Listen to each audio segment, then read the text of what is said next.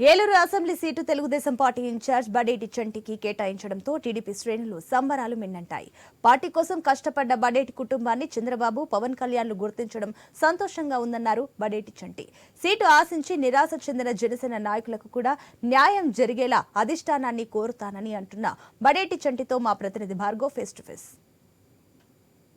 Incharge Badeti చంటికి కేటాయిస్తూ అధిష్టానం నిర్ణయం తీసుకోవడంతో ప్రస్తుతం బడేటి కార్యాలయంలో ఆనందోత్సవాలు ఉన్నాయి. సార్ చెప్పండి, ఈరోజు బడేటి కుటుంబానికి మరోసారి ఈరోజు సీట్ ఇవ్వడం జరిగింది, ఎలా భావిస్తుంది?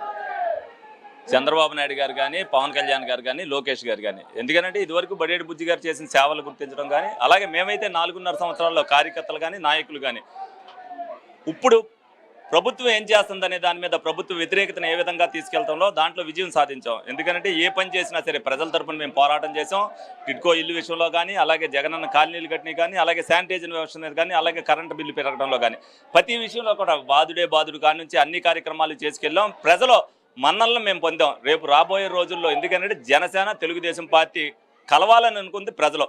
వాళ్ళు కలవాలి అని కోరుకున్నప్పుడు మేమందరం కూడా విడివిడిగా జన సైనికులు ఒక పక్క, మేము ఒక పక్క, ఒక్కొక్క కార్యక్రమం ఒక్కొక్క దాని మీద, ఎందుకంటే యాదృచ్ఛికంగా మేము ఒక దాని మీద కార్యక్రమం మీద చేస్తే వాళ్ళు ఒక కార్యక్రమం చేశారు. ఏదైనా ప్రజా వ్యతిరేకత అనేది ఏ విధంగా ఉన్నదని ఇద్దరం కూడా గమనించడం జరిగింది.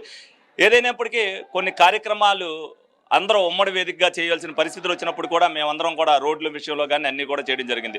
కూటమి అభ్యర్థిగా ఎవరికో ఒకరికి ఇవ్వాలంటే సీట్లు సంఖ్యాపరంగా కానీ, హెడ్ క్వార్టర్ రూపేనా కానీ, గతంలో బుజ్జి గారు చేసిన సేవల గుర్తింపుగా మరి ప్రజల్లో ఎవరైతే బాగుంటారనేది కూడా వాళ్ళు విశ్లేషించుకుంటారు. అందులో భాగంగా మాకు వచ్చినందుకు చాలా ఆశ్చర్యం కాదు దాంట్లో, ఎందుకంటే మా కష్టం, మా కుటుంబం ఉన్న నేపథ్యంలో కూడా రావడం జరిగింది. ముందుగా వాళ్ళందరికీ కూడా ధన్యవాదాలు తెలపాలి. ఎందుకంటే ఈ విషయంలో మరి పవన్ కళ్యాణ్ గారు కూడా మా కుటుంబంలో ఇదివరకు ఏదైతే ఆ పార్టీలో కూడా ఒకప్పుడు బుజ్జి గారు వెళ్ళి ఒకసారి చేయడం జరిగింది.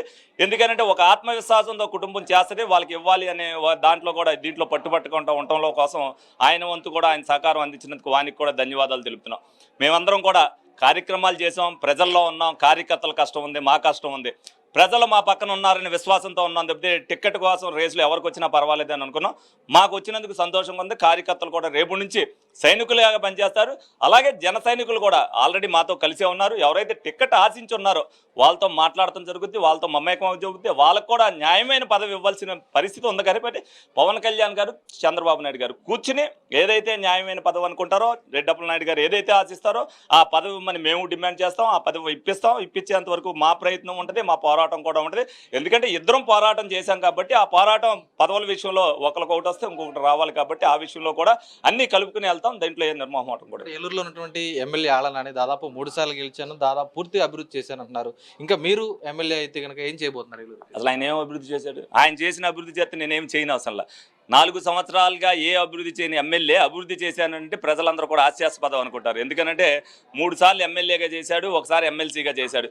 20 సంవత్సరాల్లో ప్రజల మన్ననలు ఎక్కడ పొందింది ఏమి లేదు. ఇవాళకి కూడా శానిటైజర్ వ్యవస్థలో కానీ, పెద్ద హాస్పిటల్ విషయంలో కానీ ఏ విధంగా వైఫల్యం చెల్లారని ప్రజలందరూ కూడా చెప్పుకుంటున్నారు. శిలాపలకాలకే పరిమితమైన ఎమ్మెల్యే నాని గారు రేపొద్దున ఏం చేయగలడు అనేది, ఏ మొహం పెట్టుకుని ఆయన ఓటు అడుగుతారు? ఆయనకు ఓటు అడిగే హక్కు ఏలూరు ప్రజల దగ్గర లేదు అనేది ఈ సందర్భంగా మీ అందరికి కూడా తెలియదు. ఎందుకనంటే మా నాన్నగారు, మా తాతయ్య గారు మా తాతయ్య గారు జిల్లా హెడ్ క్వార్టర్ చేయడానికి ఇది వచ్చారు.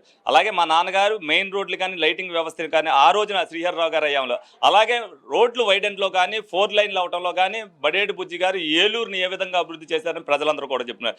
నాని గారు నేను ఇది ఏలూరుకి చేశాను అని చెప్పుకోగలగడానికి ఏ కార్యక్రమం కూడా లేదు. తప్పనిసరిగా అదే విధంగా ఈ 3 తరాల నుంచి ఏదైతే చేశారో నేను కూడా వాళ్ళ వారసుడిగా తప్పనిసరిగా ఏలూరు చిరస్థాయిగా మిరిగిపోయేటట్టుగా హెడ్ క్వార్టర్గా హాస్పిటల్ అవ్వచ్చు, ఇంకో విషయం అవ్వచ్చు, తప్పనిసరిగా చరిత్రలో చెరిగిపోయిన రోజు కింద ఉండేటట్టుగా మేము అభివృద్ధి చేసి చూపిస్తామని సందర్భంగా తెలియదు. ఉమ్మడిగా రాష్ట్ర వ్యాప్తంగా ఫలితాలు ఎలా ఉండబోతున్నాయి? వన్ సైడ్గా ఉంటాయి. ఎందుకనంటే మీరు అభ్యర్థుల్ని ప్రకటిస్తున్నారంటేనే టీవీల ముందు కానీ, రోడ్ల మీద కానీ జనాలు ఏ విధంగా చూశారనేది మీరు అందరూ కూడా చూశారు. ఆతృతతో ఎవరికి ఇస్తారు, ఎవరు విజయావకాశాలు బాగుంటుంది వాళ్ళే నిర్ణయించారు. ప్రజలు పలానావుడైతే గెలుస్తాడు, పలానావుడైతే గెలుస్తాడు. వాళ్ళు కూడా దాన్ని తీసుకున్నారు. ఎవరో నాయకులు కూడా పలానా అభ్యర్థులకి ఇవ్వాలి అని, అంటే 1-2 చోట్ల ఏదన్నా ఇబ్బంది ఉన్నప్పటికీ కూడా సీట్ల సంఖ్య పరంగా తీసుకున్నారు. కానీ దాన్ని కూడా చంద్రబాబు నాయుడు గారు చాణక్య తెలివితేటలతో ఆ సీట్లను కూడా గెలిపిస్తారు.